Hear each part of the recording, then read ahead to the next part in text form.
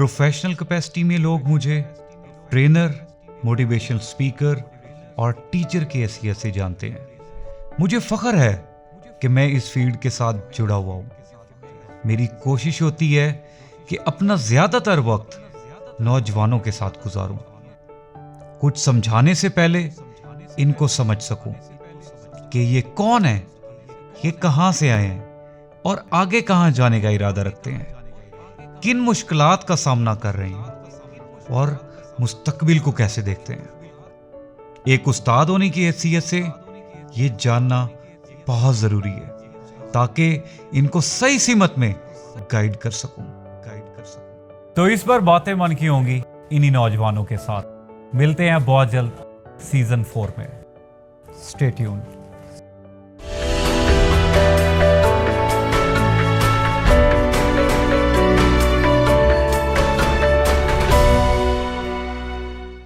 बिस्मिल्लाहिर्रहमानिर्रहीम, अस्सलाम वालेकुम। प्रोग्राम बातें मन की सीजन 4 में मैं हूं मोहसिन शेर। उम्मीद है आपने मुझे याद रखा होगा। मैंने भी आपको बहुत ज़्यादा मिस किया है। First of all very warm welcome. आपको ये सीजन 4 में इतनी मज़ेदार स्टोरीज के साथ इंट्रोड्यूस कराऊंगा, लाइव स्टोरीज जो आपकी हमारी इर्द गिर्द पाई जाती हैं। और इसका अल्टीमेट पर्पस यही है कि आप इन स्टोरीज से कुछ सीखें और उनसे कुछ लेके ज़िंदगी में आगे बढ़ जाएं। सबसे पहले तो मैं एक बात ज़रूर कहना चाहूँगा, ISP ऑफिशियल मुल्तान का यूट्यूब चैनल का लिंक आपको नीचे आ रहा होगा। इसको प्रेस करें, बेल आइकॉन पे प्रेस करें, इसको सब्सक्राइब करें। और ताकि इसका पर्पस यही है कि आप आगे आने वाले और एपिसोड्स बातें मन की के जो कि बहुत मज़ेदार स्टोरी से भरे हुए हैं, उनको आप देखते रहें और अच्छी अच्छी बातें लोगों तक भी पहुंचाते रहें। जी नाज़रीन, आज का प्रोग्राम बहुत इम्पॉर्टेंट है और बहैसियत एक बेटी के बाप के मेरे लिए ज़्यादा इम्पॉर्टेंट है। नाज़रीन, मेरा ये मानना है कि औरत घरदारी के साथ साथ जंग के मैदान से लेके खेल के मैदान में भी अपने आप को मनवाना चाहे तो मनवा सकती है। नाज़रीन, मैंने आपसे कहा था ना कि इस बार ISP के स्टूडेंट्स के साथ आपकी ऐसी स्टोरीज लाऊंगा। ISP के जो स्टूडेंट्स, एग्जिस्टिंग स्टूडेंट्स हैं हमारे इदारे में जो पढ़ रहे हैं, ऐसी ऐसी स्टोरीज हैं कि यकीन करें दिल खुश हो जाता है उनके साथ जब बंदा मिलता है, बैठता है, बात करता है। इसी तरह की आज एक और ज़बरदस्त स्टोरी हमारे साथ मौजूद है। ये स्टोरी क्या है ये तो मैं बाद में बताता हूँ। सबसे पहले इनका छोटा सा इंट्रोडक्शन कराते हैं। इनका नाम मुशय्यदा इकबाल है। BS इंग्लिश 5th सेमेस्टर की ये स्टूडेंट है। लेकिन इसकी सबसे बड़ी और बेहतरीन खूबसूरत बात यह है कि ISP इंस्टीट्यूट ऑफ सर्वम पंजाब मुल्तान की सबसे पहली विमेन क्रिकेट टीम की सबसे पहली कैप्टन होने का इनको एजाज नसीब हो चुका है। She is the very first captain of ISP women cricket team. आइए इनसे करते हैं बातें मन की। अस्सलाम वालेकुम मुशय्यदा। वालेकुम अस्सलाम। कैसी हैं आप? ठीक हैं? ठीक, अल्हम्दुलिल्लाह। सबसे पहले तो ये बताओ कि शो में आके कैसा लग रहा है? बहुत अच्छा फील हो रहा है। पक्की बात है जी। अच्छा, अब आप ये बताएं कि मैं आपको मुशय्यदा कहूँ या मिशी कहूँ? जो आपको इजी लगे। अच्छा चलें, कैन वी स्पीक लाइक मिशी कह सकता हूँ मैं आपको? जी सर। क्योंकि नाम वो, क्योंकि ये होता है ना कि हर बंदे को आप ये नाम वो स्पेसिफिक नहीं अलाउ करते। तो being teacher an ethical person I should ask it for you. अच्छा बेटा, सबसे पहले तो ये बताएं कि क्रिकेट का आपका पहला कैसा लगता है कि अब ISP क्रिकेट टीम की पहली कैप्टन? बहुत अच्छा फील होता है। जहाँ से भी गुजरती हूँ सारे कैप्टन जा रही है, कैप्टन जा रही है, मेरा सीना चौड़ा हो जाता है कि सारे क्या मुझे यहाँ बात पे है। जानते हैं, सारे वो कर रहे हैं। एक किस्म की पॉपुलैरिटी मिल गई है यहाँ पे ISP में। तो बहुत अच्छा, अब सबसे पहले तो बेटा ये बताओ कि आप बेसिकली कहाँ से हो? थोड़ा अपना बैकग्राउंड बताओ। मैं बेसिकली शुजाबाद के गांव से हूँ, चक्का शाहनूर खावाना। अच्छा। फिर वहाँ से मेरी एजुकेशन के सिलसिले में अम्मी अबू ने मुझे मुजफ्फरगढ़ शिफ्ट कर दिया। फिर वहाँ से मैंने FSC जब कर ली तो फिर मुल्तान में शिफ्ट हो गई। अच्छा, तो क्रिकेट का बचपन से शौक था या बाद में शौक चढ़ा? नहीं, बचपन से इन गेम्स का मुझे बहुत ज़्यादा शौक था। फिजिकल अच्छा, वैसे से। मैं भी बताता चलूं कि मैं भी अपने गांव में, क्योंकि मैं भी गांव में पला बड़ा हूं, तो मैं अपनी कजन्स के साथ, एक हमारा उनके चचा के घर, बहुत बड़ा घर होते गांव में, घर वैसे ही बहुत बड़े होते हैं, तो हम उनके साथ शर्त लगा के बोतलें लगा के खेलते थे। और it was really a fascinating for me. अभी भी वो मेमोरी याद करते हैं जब भी हम मिल बैठते हैं। तो आपका खेलने का हिसाब कैसा था? हमारा भी ऐसे ही था, सारे इकट्ठे हो जाते थे बच्चे, हम लड़के लड़कियां। तो अच्छा। फिर लग जाते थे। कोई कैसे कि अब तुम इस तरह बॉल करवा रही हो, अब तुम जीरो पे मैं तुम्हें उड़ाऊंगा। और हमारी ठीक है। शर्तें होती थी लड़कों के साथ, अब हम तुम लोगों के हरा देंगे। अब ठीक है। वो हमें ऐसा कहते थे। फिर जब यहाँ से थक जाते थे फिर और गेम्स हमारी आ जाती थी, जैसे फिटोग्राम हो गई, ये सारी गेम्स, तो ठीक सारे है। फिजिकल अब लेवल ये पे जो हमें यंग गेम्स। जनरेशन है इनको तो इन्हीं इन चीजों का पता ही नहीं है, ये पिटूग्राम क्या होता है नहीं, एंड ये ऑल तो दैट। सारा इंटरनेट वगैरह इन दुनिया में रहते हैं ना।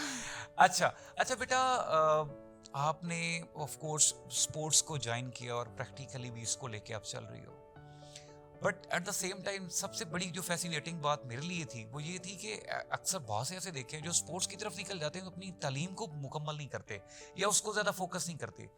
आपने तालीम को भी बराबर लेके चल रही हैं, ये जी। क्यों आपको लगा कि ये क्यों क्यों इम्पोर्टेंट है? एक्चुअली मेरे घर वालों ने भी कहा है कि तुम स्पोर्ट्स की तरफ आ रही हो, तुम्हारी ना एजुकेशन पे इफेक्ट नहीं होना चाहिए। हाँ। जब मैं स्पोर्ट्स की तरफ आई तो मेरी फ्रेंड्स सारी मुझे कह रही थी कि तुम जा रही हो उस लेवल पे, तुम पहले ही CBS की भी मेंबर हूँ, तो इतना काम करिए, तुम्हारी ना स्टडी इफेक्ट्स होगी। मैं जब यहाँ पे प्रैक्टिस के लिए जाती थी ना, अक्सर कोच वगैरह भी कहते थे तुम जो हो ना फेल हो इस दफ़ा, तुम वो नहीं हो। लेकिन अल्लाह का शुक्र है कि मेरी जीबी बहुत अच्छी आ रही है। अब जो मैंने ठीक कल है। का पेपर दिया, किसी को उम्मीद भी नहीं थी, मुझे सारे वो बार बार मेरी फ्रेंड्स वगैरह, इसको तो याद नहीं होगा। मैं मजाक में मैंने कहा हाँ भाई मुझे एक सवाल याद हो गया, मुझे अब सारे मुबारक दो। लेकिन जब मैंने कल पेपर दिया अल्हम्दुलिल्लाह मेरे बहुत अच्छे चलें, हुए। ग्रेट हो गया। अच्छा बेटा, जस्ट वांटेड टू नो कि आपने यूनिवर्सिटी तक माशाल्लाह पहुंच चुकी है। यूनिवर्सिटी में जो पहला एक्सपीरियंस होगा, साफ ज़रा है जब बंदा छोटे इलाके से बड़े इलाके में और फिर एक बड़ी यूनिवर्सिटी में आता है तो थोड़ा एक डिफरेंट इन्वायरमेंट जी। दिखता है।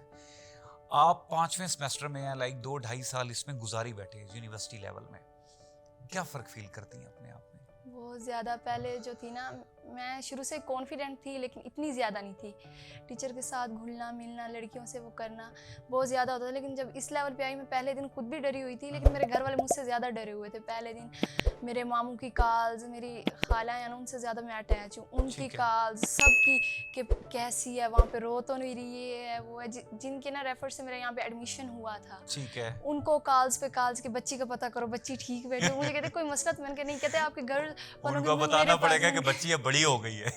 लेकिन वो मेरे पास भी, सुबह फर्स्ट टाइम मैं निकली हूँ घर से बाहर, तो उन्होंने वो करना ही है। लेकिन अब तक जो है ना बहुत ज़्यादा मैं हो चुकी हूँ। अच्छा, I just wanted to know बेटा, वो फीलिंग बताओ कि when you get to know कि हाँ अब तुम ISP वीमेन क्रिकेट टीम की पहली कैप्टन बन चुकी हो, हाउ वाज द फीलिंग? सबसे पहले किसको बताया था? अम्मी को। मैं बहुत एक्साइटेड थी, जैसे ही घर गई पहली कॉल अम्मी को की कि मैंने ना टीम बना ली है और उसकी कैप्टन भी मैं हूँ और कोऑर्डिनेटर हेड भी मैं कर रही हूँ। क्या बात है। तो अम्मी भी बहुत खुश हो गई। अबू उसी वक्त बोल पड़े कि अब कहते हैं इसकी अब पढ़ाई गई। अम्मी कहती है नहीं ऐसी नहीं है, उसकी पढ़ाई के तुम रिजल्ट देख लेना। अच्छा बेटा, एक चीज मुझे जरूर जाननी है, जो छोटे इलाकों से जो पेरेंट्स आते हैं, स्पेशली एक फीमेल के पेरेंट्स, उनका कंसर्न कभी नहीं रहा कि आप क्यों लड़कों वाले खेल खेल रही हो, या इस वाले ये तो लड़कों के खेल होते हैं, या लोग क्या कहेंगे, या लोग बातें करेंगे, इस टाइप की कभी चीजें आपको फेस करनी पड़ी हैं किसी स्टेज पे? एक दो बार चाचू और आंटी ने कहा था कि ठीक लोग है। क्या कहेंगे। बाकी अम्मी वगैरह की फुल सपोर्ट है। मैं जिस इलाके से आई हूँ वहाँ पे बच्चियों को पढ़ना अलाउ ही नहीं है। ओके। अगर जो बच्चियाँ पढ़ती भी हैं तो कॉलेज लेवल तक जाती हैं, उससे ज़्यादा, और वो पढ़ लिख जाती हैं तो जॉब कोई नहीं है, वहीं वो घास काट रही हैं और ये चीज़ें। आप जो मुझे लेवल बता रही हो कि जिस इन्वायरमेंट से आप आई हो, और इसमें कोई दूसरी बात नहीं है कि आप उनके लिए अब एक रोल मॉडल बन चुकी हो, आपको क्या लगता है कि ऐसी क्या चीज़ है आपके पेरेंट्स में जो उनको आपको सपोर्ट देने में कोई मसला नहीं होता और बाकियों को, अपने पेरेंट्स को, अपने बच्चों को सपोर्ट देने में इशू होता है या वो नहीं देते? क्या मसला होता है? मेन ये बात है, मेरी अम्मी को पढ़ने का बहुत शौक था ओके। और मेरे अब्बू एक टीचर हैं गवर्नमेंट के रिटायर्ड। ठीक है। तो अम्मी को पढ़ने का भी शौक था और अम्मी जब शादी करके वहाँ पे गई, ठीक है। अम्मी यहीं से बिलोंग करती थी, तो अम्मी ने जब गांव की हालत देखी कि वहाँ के लोग कहते थे बच्चियों को पढ़ाओ तो वो निकल जाती हैं, भाग जाती हैं, तो अम्मी ने वहाँ से बच्चियों को भी परमिशन दिलवाई। फिर अम्मी ने कहा था कि मैं अपनी बेटी को पढ़ाऊंगी और मैंने पढ़ा के दिखाऊंगी। और तब भी मुझे अम्मी ने छोटी सी उम्र में मुजफ्फरगढ़ में शिफ्ट कर दिया, मेरी खाला के पास। मैं वहीं पे फिर वहाँ से मैं फिर अपनी आंटी, अपनी चच्ची भी है मेरी खाला, फिर मैं उनके पास रही और फिलहाल अब भी मैं उन्हीं के पास ही हूँ। तो अब्बू ने फुल सपोर्ट किया पैसा वगैरह का, तो इस तरह से आज मैं यहाँ चले माशाल्लाह। अच्छा, एक चीज़ और मुझे पूछनी है, क्योंकि एक वीमेन क्रिकेट टीम है तो साफ ज़रा आपकी कहीं ना कहीं मेल से भी इंटरेक्शन होती होगी, साफ ज़रा, क्योंकि आप फ्रंट लाइन पे काम कर रही हैं और स्पेशली अब जब कैप्टन है तो आपको हर तरह की वर्सटाइल कम्युनिटी में बैठना उठना पड़ता है आपको। तो आपको कभी कोई मुश्किल फेज आया है जिसमें आपको मर्दों की तरफ से कोई प्रॉब्लम हुई हो या हैरेसमेंट का कोई इश्यू हो और फिर आपने उसको टैकल किया हो, कोई ऐसा वाकया जो आप शेयर करना चाहें? नहीं, मेरे साथ ऐसा कुछ भी नहीं है। मैं शुरू से ही रवैया लहजा ऐसा रखती हूँ कि अगले को ज़रूरत ही नहीं अच्छा, पड़ती। ये इस पे जरा जरूर बताएं, स्पेशली ये उन बेटियों को, बहनों को के बारे में, ये उनकी तरफ से, आपकी तरफ से गाइडेंस होगी कि किस तरीके से हमें अपने आप को रखना चाहिए कि लोग हमसे बात करते हुए थोड़ा तरीके से और समझ से चलें। आपको क्या लगता है? मेन मैं ये समझती हूँ कि जो लड़कियों के साथ हरासमेंट वगैरह के केसेस आते हैं, ये लड़कियों की अपनी गलती होती है। अब एक लड़का ओके। गुजर रहा है, उसे स्माइल पास करने का कोई तुक नहीं बनता, उन पे कॉम्प्लीमेंट किए जा रहे हैं, हाँ, हाँ। तो उन्होंने तो जवाबी कार्रवाई करनी है। कि आप कहीं ना कहीं हमारी बॉडी लैंग्वेज से कोई ना कोई मैसेज ट्रांसफर हो रहा होता है। हो रहा होता है। और ओके। वो वापस जब आपको जवाबी कार्रवाई करते हैं, जब वो आपके साथ वो करते हैं, फिर आपको बुरा फील हो जाता है। तो आप पहले ही अगर इन पे कंट्रोल कर लो, अपने हाँ, हाँ। कॉम्प्लीमेंट वगैरह पे, अपने ही जेस्चर पे, तो ये आपको इशू ही नहीं करने पड़ेंगे, इन पे आपको फेस ही नहीं अच्छा करने चलें, पड़ेंगे। ये तो बातें हम क्योंकि बातें मन की कर रहे हैं, तो पहले तो ये बताएं कि अपनी डाइट को भी मेंटेन रखती हैं इसमें, स्पोर्ट्स में, या वैसे भी लड़कियां डाइट पे बड़ा मेंटेन, वो तो खाती कुछ नहीं, आप कुछ खाती हैं? क्योंकि खाएंगी तो कुछ ग्राउंड में करेंगी, परफॉर्म करेंगी। नहीं, मैंने बेसिकली डाइट के मामले में मैंने कोई वो नहीं देसी किया। प्रोग्राम। देसी प्रोग्राम, मैं वैसे ही देसी खुराक खाती हूँ। मुझे सारे अक्सर कहते हैं कि अपनी खुराक बढ़ाओ, अपनी डाइट अच्छी करो, तुम बहुत ज़्यादा वीक हो। लेकिन अच्छा। मैं वैसे ही जैसे अच्छा, वैसे अभी जैसे बिहाइंड द सीन हमारी बात हो रही थी कि आप बता रही थी कि आपके सारे जो प्लेयर्स हैं, टीम है, जी। वो आपसे ज्यादातर बड़े हैं, तो फिर उनको कैसे कंट्रोल करती हैं? वो तो हाथ नहीं आती होंगी। नहीं, एक दो दफ़ा तो उल्टा वो मेरे ही गले पड़ गई। मैं चुप कर, फिर मैंने बाद में जैसे बाहर वो बातें करती हैं, तो एज ए CBS मेंबर तो मेरी काफ़ी वो है कि रूट वालों ने मुझे बताया कि आपके बारे में तो यूँ बातें। फिर मैंने अगले दिन सबको खींचा कि तुम लोग जो ऐसी बातें कर रहे हो, ठीक अब है। बताओ सारा। फिर मैं अक्सर उन पे गुस्सा भी करती हूँ, वो भी करती हूँ, खींचती भी हूँ, लेकिन फिर जिन लड़कियों ने रहना होता है वो रह जाती अच्छा हैं। बेटा, आई वांटेड टू नो कि एक अच्छा कैप्टन, आप क्योंकि कैप्टन है, एक अच्छा कैप्टन की डेफिनेशन क्या होती है?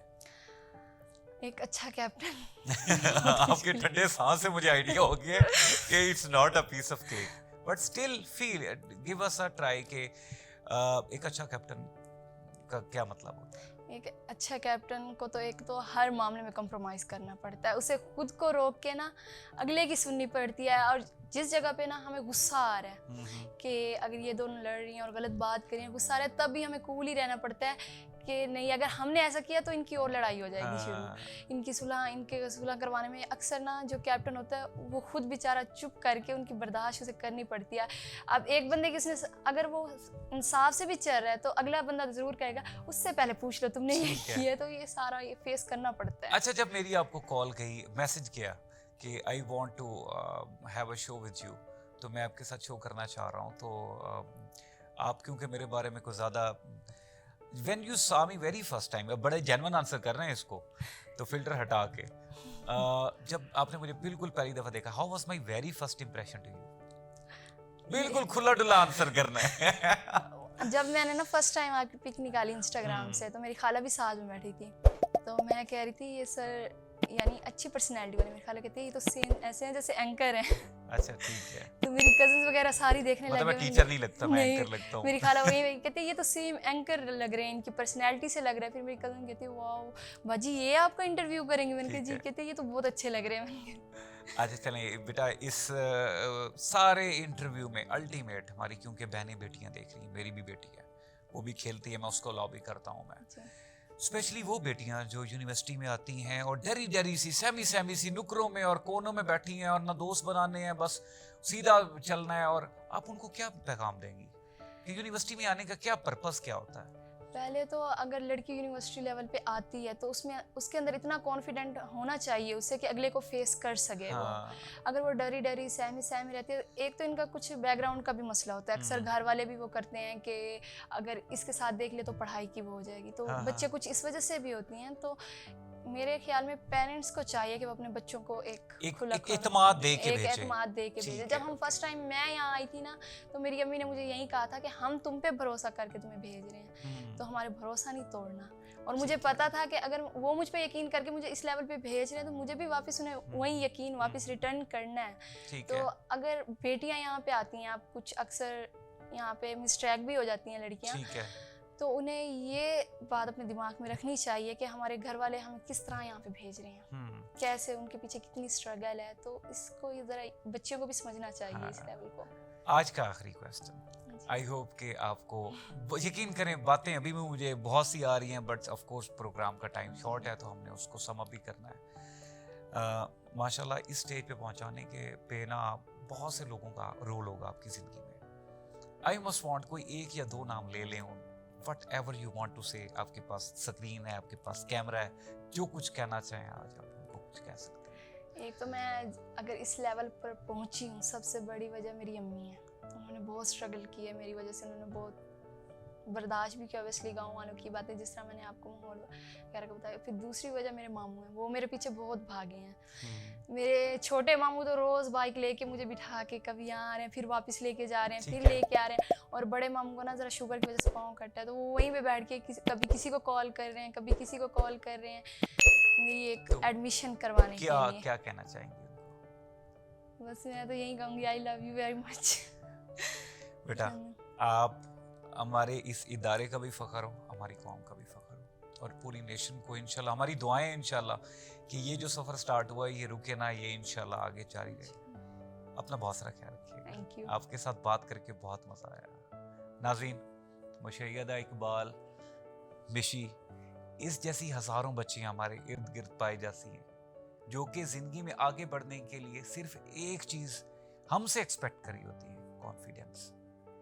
सिर्फ अगर हमने उनको बैसियत पेरेंट अगर कॉन्फिडेंस दे दिया तो यकीन करें हमारे मुल्क को कौम में ये बच्चियाँ फ्रंट लाइन पे ना सिर्फ परफॉर्म करेंगी, इस मुल्क को कौम का नाम भी रोशन करने में कोई कसर नहीं छोड़ेंगी।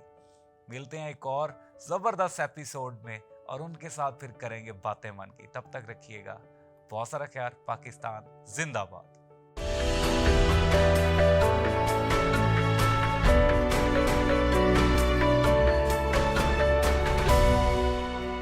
प्रोफेशनल कैपेसिटी में लोग मुझे ट्रेनर, मोटिवेशनल स्पीकर और टीचर की हैसियत से जानते हैं। मुझे फ़ख्र है कि मैं इस फील्ड के साथ जुड़ा हुआ हूँ।